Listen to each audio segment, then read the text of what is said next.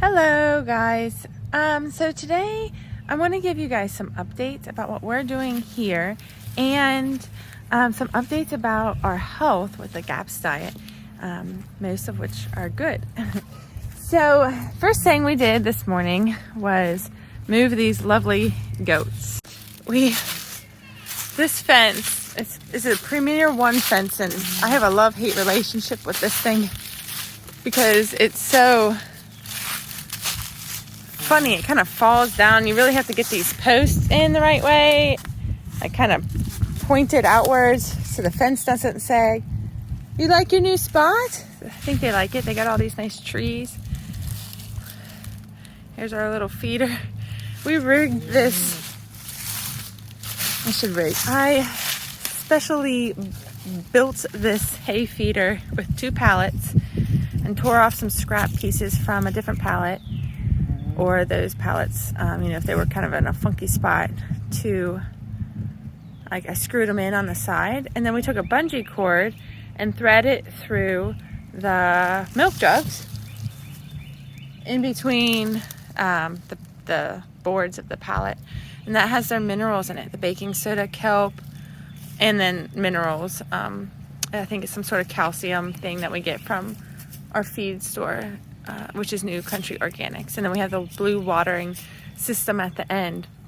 And this has been working really well. They really like eating their hay out of there. Of course, they'd rather eat tree bark, as you can tell. But that's okay. That's good for you, right? Is that right, Bella? Is that good for you? Aw. Do you like to be on camera? Huh? Yeah? All right. So that was first order this morning, which was kind of a hassle because we had to figure out a way to get that stupid shelter in the middle of the woods, but we figured it out. It's going to be a pain moving this fence every time because it grounds out if there's like grass at the bottom, but we'll just have to pull the grass out like I did today in the spots that it's by the fence, and as long as that Energizer gets enough sunlight, it's not as big of a deal. It just strains the battery a little bit if every time there's a plant on the fence, so we have to make sure that's getting plenty of sunlight. Oh, moving goats means now I get to clean their old goat area, which I don't know if I will always do, because if you're rotating them around, like, that's the benefit of it. You don't have to clean up after them as much, especially like the chicken tractors that we use. It eliminates all the disgusting cleanup, and it actually, I'll show you guys, it leaves the grass looking amazing. So the grass is kind of rough for a few days, but then it gets really like this dark green lush color, so we'll show you that in a minute. But for now, you get to watch me clean up, and I'll explain why I'm doing it in just a few minutes.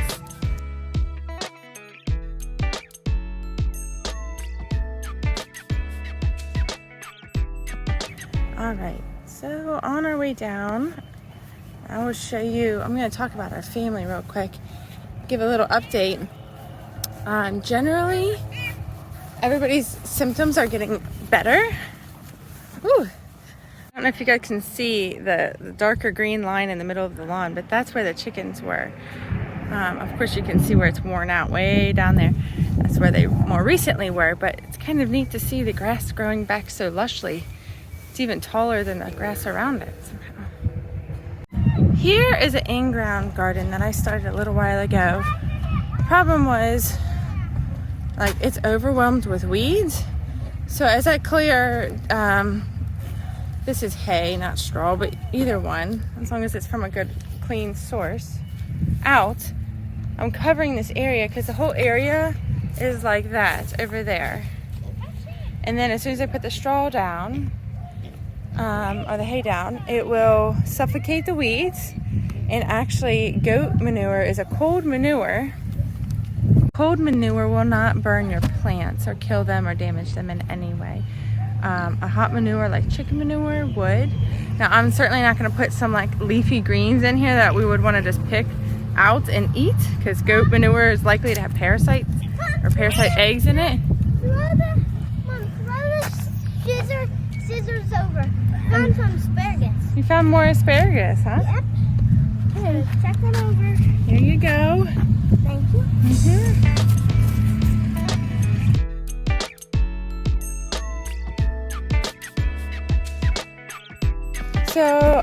if you guys remember, we planted these little lettuce seedlings a little while ago, and these onions, and they're starting to come up real nicely. Actually, I should weed. I haven't weeded down here in a while. These carrots really need to be weeded. You can see all these little carrots here. I didn't thin them very well, or I should say I just didn't thin them. But all these weeds in here are gonna get just as big as the carrots if we do not pull them now. So here we are, more weeding. Okay, so as far as our family health, most of our kids are dealing with just minor symptoms. So that would mean like nothing that's imposing them from doing things like asthma or something like that. I guess I would classify that. Yeah, we're gonna weed can you get the weeds out of the carrots? Make sure it's not a carrot. So to me that's like constipation and maybe wetting the bed at night. What else is there? What other symptoms we have? Now Gabby, who is also having breathing problems like me, is still,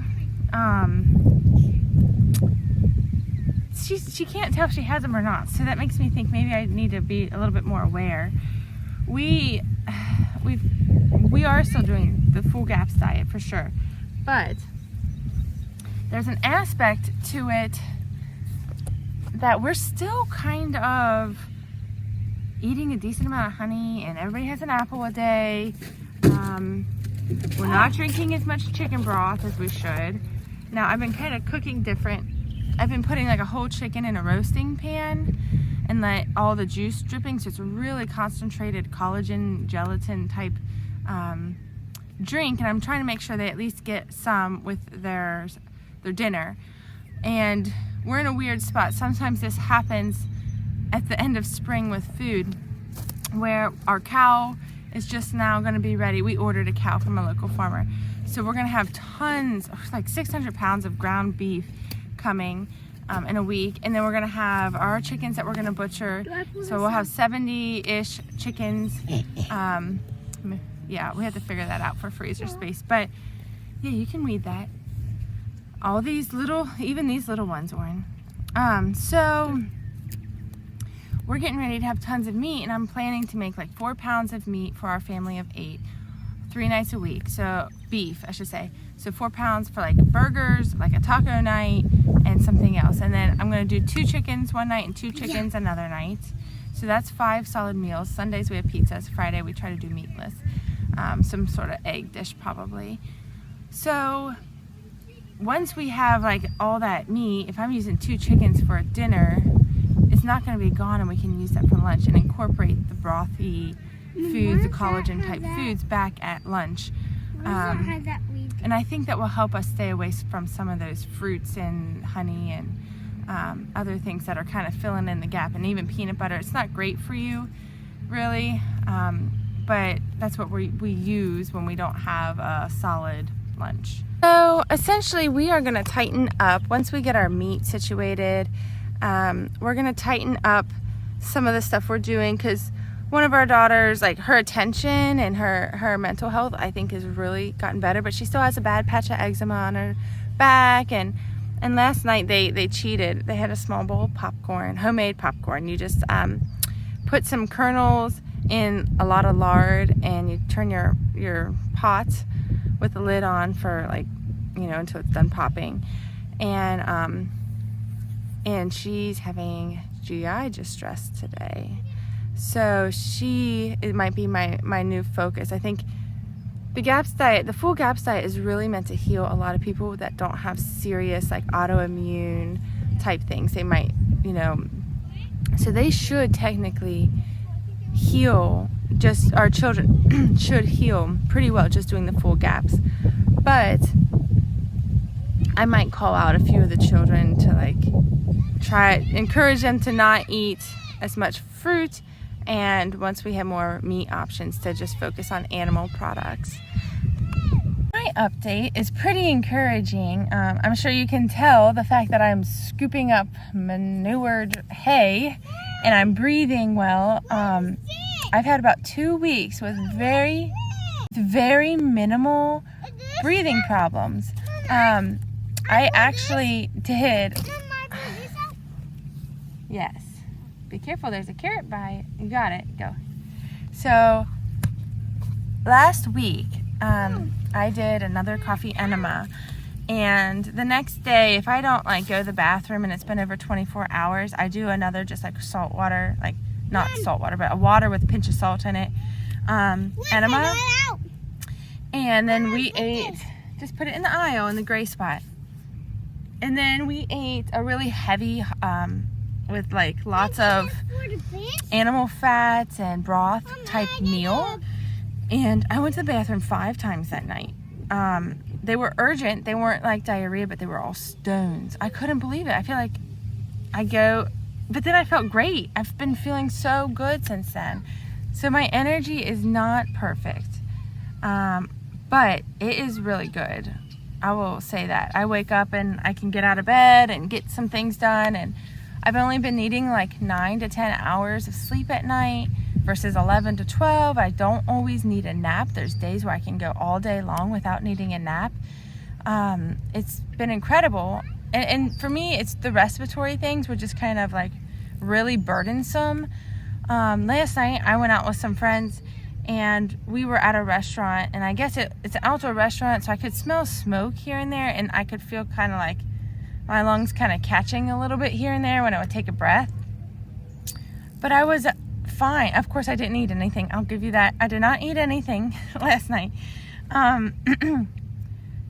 And now I can tolerate chicken broth. Up into the past 2 weeks, even the past week, probably a week ago, I would drink chicken broth and I'd have minor breathing problems, a minor histamine reaction. But this week, I've just been able to drink it and drink tons of it and feel good. So I feel like now is time for deep healing. Another thing I can tolerate now, I'm taking half a cup to a cup of ferments every single day. And I think that's going to really just plow through my healing, the ferments and the broth. So I have to remember to be a good example to my children, making sure I'm drinking broth. I think she recommends 6 cups a day. So I'm trying to at least get to 2 or 3 right now. It might be tricky in the summertime.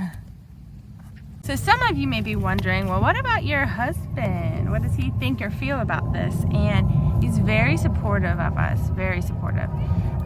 He is not of the mindset that he needs it, but I can see where he needs it with his teeth grinding and sleep apnea. He's never been diagnosed with sleep apnea, but I hear him catching his breath. He drinks coffee every day again. He kind of goes in these spurts where he'll take a month off and then he goes back to it. But he has a high-stress job, and he actually has a high-stress 2 jobs. He has a business that he started with a guy a few years ago, so he works that in the evenings. And part of me, after reading stuff about the GAPS diet, you really need to take your stress level down for it to be fully effective. So we're gonna hang on to him, keep nourishing him while he's going through this time.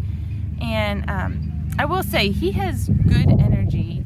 He'll get up and do heavy work and then work late at night and doesn't get a ton of sleep, and he doesn't seem to be draining his adrenals quite as terribly as it used to be when we weren't as closely tied to the GAPS diet. Lastly today, I want to mention that I might end up changing the name of my channel from Going Deep to A Day in My Life, because I think a day in my life represents the lifestyle that we're trying to achieve through eating healthy and nurturing the world and the earth and people around us, both spiritually, mentally, emotionally, and physically. So don't be surprised. I do hope, sorry guys, there's dust on me. I'm not looking to make a lot of money on YouTube, to be honest, but in one aspect I am, because I think it's more for building community. I think it would be so nice for people to share their testimonials with each other.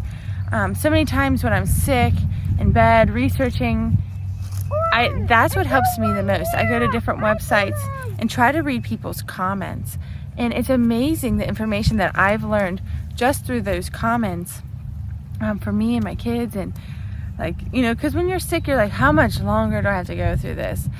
And you want to walk in there? it's just really hard, especially if you have some deep healing that you have to do. You want to walk in there? A rock? Yeah. Sure. So, anyway, so as always, if you know anybody that could benefit from any of this information, or if you have information that you'd be curious about learning about, definitely write it in the comments. And hopefully we all can work together. Oh, you want to show them the lettuces and the arugula and kale we just picked? We're low on groceries. And you found an asparagus. The biggest one we have right What? now. You just see yourself. Yeah. This is what we do when we're low on dinner. We go look for pieces of salad in the garden. Anyway, so hopefully this helps you guys, and if you know anybody else that it could benefit, please feel free to share it with them. And anyways, always remember, And you're the best and you're cute. oh, you say it again. Beautiful. And you're cutable. Cutable. No. You're the best and you're beautiful and you're cutable. All right. Okay. Mom, what is this? Thanks for watching.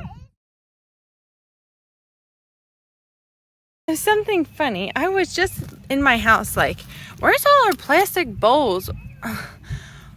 So it's good I'm working in the garden. I find my dishes that I forget about.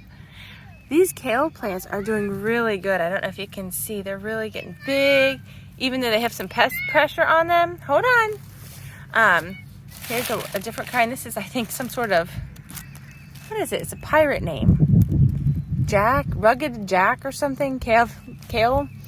So I'm excited that even though these are, they had some slug pressure in the beginning, they're doing well. It's amazing how moist the ground is with all this mulch right here. Oh, here's another big one. So thank you, Lord, for helping me find my bowls.